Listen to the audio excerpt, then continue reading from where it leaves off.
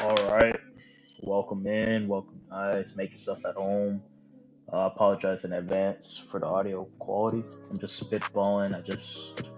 You know, speaking to whatever the 20 viewers that this video will have or whatever. But this is gonna be about the Rockets and Lakers. When I'm recording this, right, it's 3-1 in favor of the Lakers, and there's a lot of narratives that have been came out of this, right?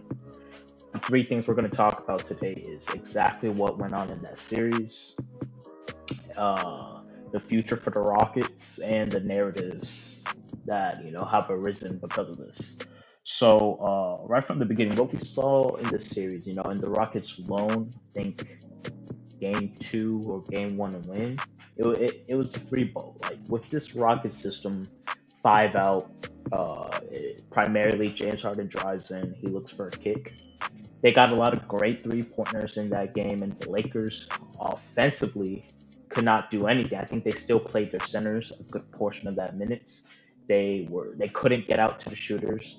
They couldn't just flank out and cover these shooters, right? And the Rockets got that game. After that first game, we saw a lot, and I mean a lot of defensive adjustments. Really, they treated Westbrook as a no man's land. They'll leave him, and they were really focused on shutting down Harden, getting him to pass, and the Rockets were just not hitting threes. And offensively, they utilized AD. LeBron's always carving out defenses, but they really utilized their size and skill with AD. There were so many times, even when they got AD shooting that post up, and you think that's the closest thing to a win we can have with AD, but like that's the closest thing the Rockets had to a win. AD backing down PJ Tucker, then going over his shoulder for a jump shot.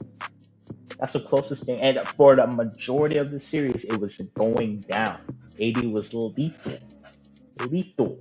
And then in transition to the Rockets, especially Game Four, I don't know what was wrong with their uh, passion. Like, come on, this is basically a knockout game, but in transition, they gave up a lot of points offensively. It was so tough because Kyle Kuzma was going in there and getting these offensive rebounds, getting these putbacks.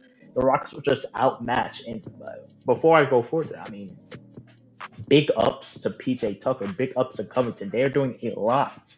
But there is an extent to how far this can go, and they just couldn't guard these pick and rolls. They tried to back off of people like Rondo, the Rockets, but the Lakers were just hitting shot after shot.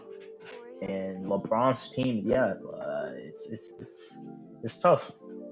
Uh, game five. All right, now let's talk about the Rockets franchise as a whole. Unfortunately, there's going to be a good amount of reevaluation taking place over there. And ever since the James Harden trade in 2012, have they been successful? That's the question. There's been this narrative that the Rockets choke in the playoffs, James Harden chokes in the playoffs, which is true to a very certain extent. Like his production has gone down in the playoffs. The playoffs, the game slows. They can key in on your top guys. Yeah. All that good news, right? But overall, the Rockets have been wildly successful. They made it to two conference finals. They made it to about five conference semis, and they only lost in the first round once, which was the year after they traded for Harden. They're not first round exit bones. I think the two biggest dark spots on the Rockets' resume is that Portland buzzer beater by Dame Lillard himself, and just I still can't really understand this, but they lost to the Spurs without Kawhi, and those are two black stains, right? But the other two losses are to the Warriors in the semis. So is this constant wall that is Steph Curry, man. He is taking these people's lunch money. And when they got KD, it was a wrap. There was no contending with the Warriors. We got close multiple times, I think twice. Game 7, our threes did not hit, not even one, out of about 20. But still, man, Not every team. What people need to understand is not every team can win the championship every year, or even once in a decade. Like, for a lot of teams, getting to the conference finals is a success. Getting to the conference finals twice in 10 or in 8 years is a success with James Harden, especially when two of those conference finals were against the Warriors. Steph Curry at his hottest, KD at his strongest. Those conference finals were the NBA finals of those years. Now, I'm not in the business of betting against LeBron James, right? He's amazing. Who's to say that he wouldn't beat the Rockets? Because he did overcome the Warriors around that 2015-16 comeback. I don't remember exactly the year. But I mean, but still, those conference finals were essentially the NBA finals.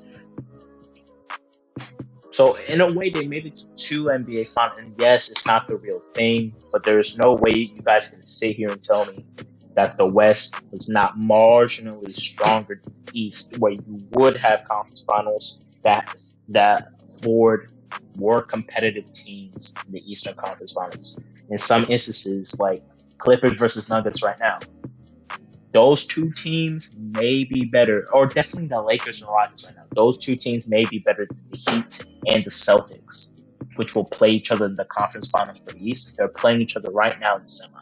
That is the West. And we take that into consideration. It's not a failure. Not every team is going to be the Warriors. Not every team is going to have a LeBron who can will his way, will the franchise on his back to a finals. And man, yeah. So, do they blow it up? No. I saw some YouTubers I watch. Swishout, much love to you, man. They said it's time to trade Harden. I'm still bewildered by that statement. In what world do you trade a top 10 player? In what world do you trade a top 3 scorer? In fact, he might be the best scorer in the game besides KD right now. You don't.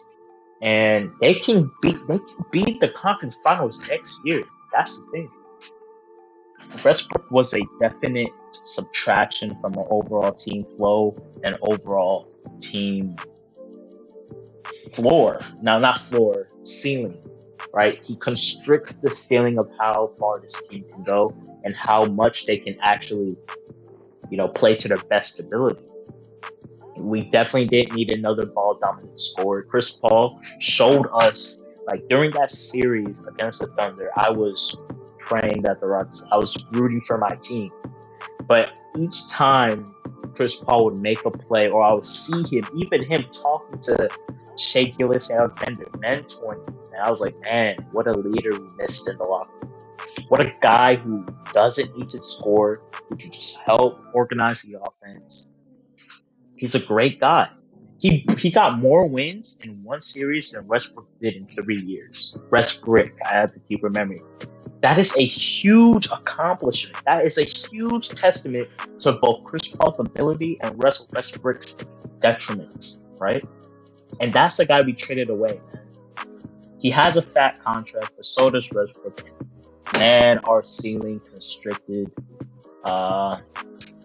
Yeah, it's tough. Last thing I'll quickly touch on is what did this say about ultimate small ball, D'Antoni Ball? Man, yeah, sometimes you just need a big guy to cover other big guys.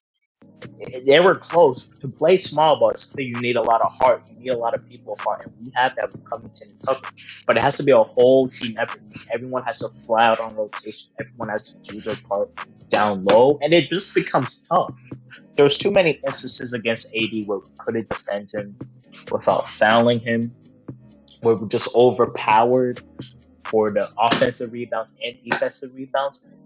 It wasn't even against AD. That was for the Thunder too. But it didn't matter because we had the ball. Our offense was chugging along so efficiently. James Harden, quick pick and roll, or even Eric Gordon, drive in, kick out, boom, boom, boom, 3. And man, yeah, so I'm going to end it there.